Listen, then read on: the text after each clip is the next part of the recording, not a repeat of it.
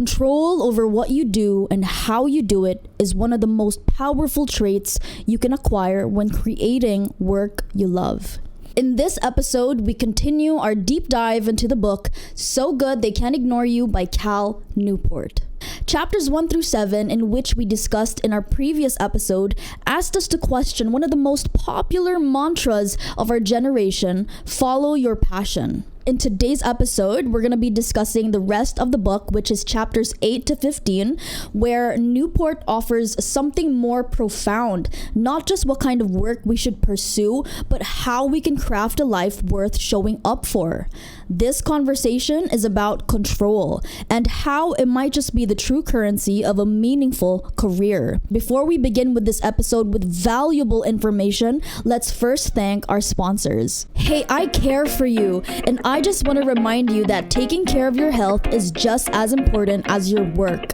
That's why I've made Immuni Plus a part of my routine. At this point, it honestly feels like a superpower. This small sachet may look simple, but I love that it's ready to drink and packed with all natural ingredients. No mixing, no hassle. It helps me feel relief from stress, it refreshes me throughout the day, and helps me recover from all the busyness. It seriously gets me through my hectic sched and keeps me going. So while you're out there serving others, don't forget to take care of you. Immuni Plus, make it part of your routine. Please open your book to page 105. Chapter 8. Control over what you do and how you do it is one of the most powerful traits you can acquire when creating work you love. That line really stayed with me because we often think of dream jobs as something we discover, but Newport reframes it: the ability to decide how you spend your time, who you work with, and what kind of impact you're creating. And this is really cool. I really love this part of the book. He also introduces a radical new philosophy called results-only work environment,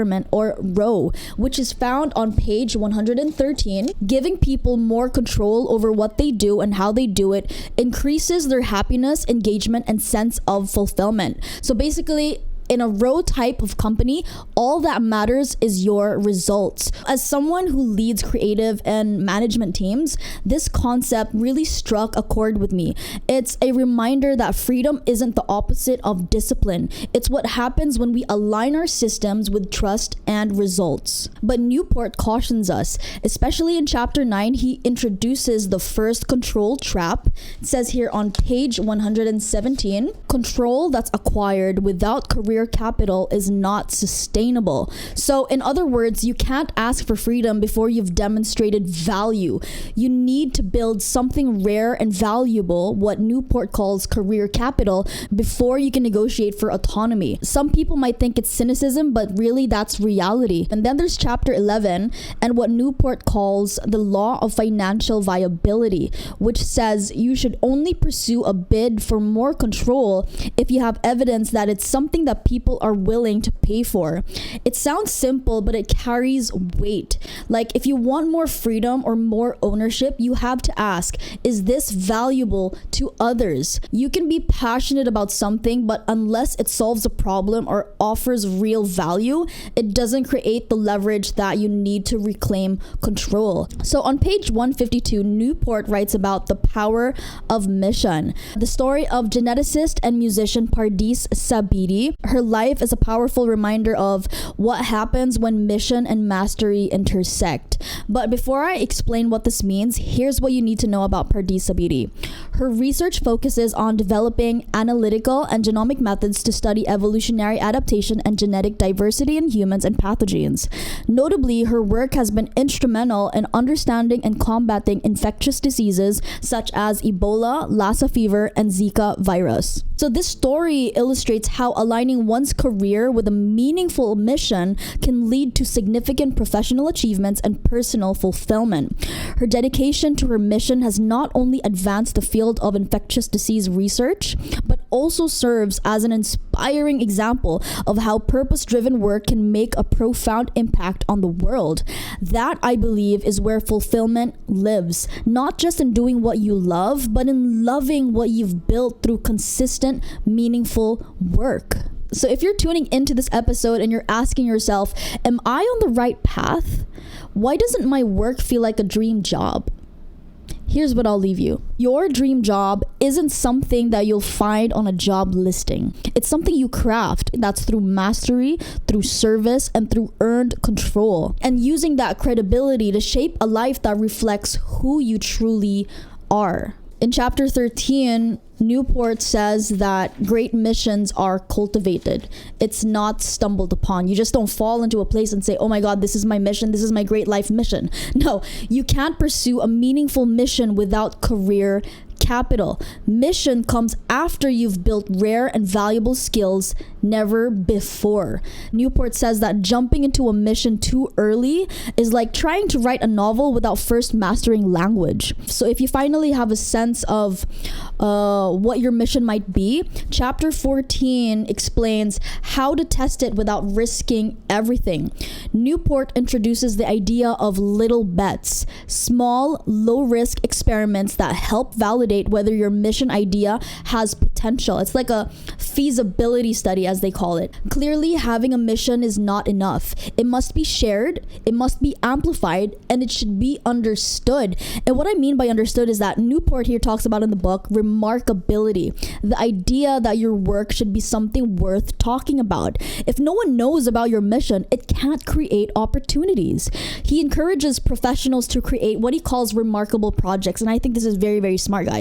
Remarkable projects are basically tangible, visible, and value driven. These are all expressions of your mission that help others understand what you stand for. Like what I said in the previous episode, I talk so much about Steve Jobs' early career. His early life was full of trial and error. Number one, he dropped out of Reed College.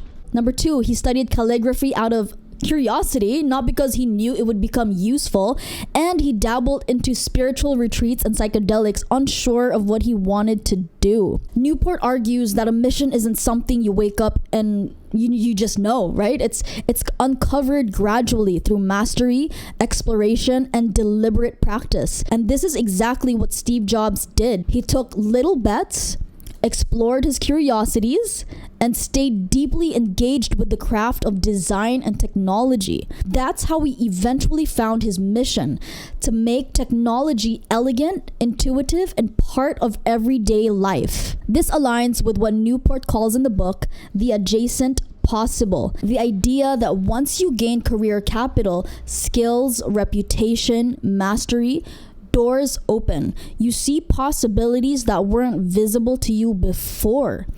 Jobs could never have imagined the iPhone when he was studying calligraphy, but he followed the thread of excellence, and that led him to his mission. We're almost done with the book, and basically in chapter 16, Newport wraps up the book with a story about a craftsman monk who puts care and dedication into everything he does. The key point here is that loving what you do doesn't come from chasing a perfect job. It comes from investing your focus, time, and energy into your craft. And my final words about this book: you don't find passion, you build it. Through mastery, mission, and control, you create the work that matters. And this is where I'll end our conversation. Thank you so much for spending time with me today. I hope you were able to reflect on your own journey and how you can use this knowledge to propel your life forward. Also, I want to thank the author of this book, Cal Newport, and to all the guests listening to this episode. Thank you so much for tuning in. Highly recommend that you guys buy the book. I'll put a special link on the description box. And if this episode resonated with you, consider sharing it with a friend who might need to hear it too. You know, I kind of like thinking of every relationship that we have in this life like a string that starts with hay, and it stretches all the way through our lifetime. And every conversation along that string, it's like a little light, like those cafe lights you see hanging at cozy spots, you know? So the more real conversations we have with each other, the brighter that string glows. This is Karencitta of the Karencitta Show, Season 2. Make sure you subscribe on YouTube and follow us on Spotify or anywhere you get your podcasts, really. Until next time, keep creating, keep building, and always stay open to the deeper narrative. And I'll see you guys next week. Surprise! Since you're a loyal Sita babe, I'm giving you a limited time 10% off discount on your next lash appointment at Yash Eyelash Cebu. Just use my code #YashKarencitta10. You're welcome. Showing up in style, that is bare minimum. Whether I'm in the studio or in the boardroom, H&M is my plug. Just like Cebuana, it's fashion that hits. Fashion and quality at the best price in a sustainable way. Always H&M.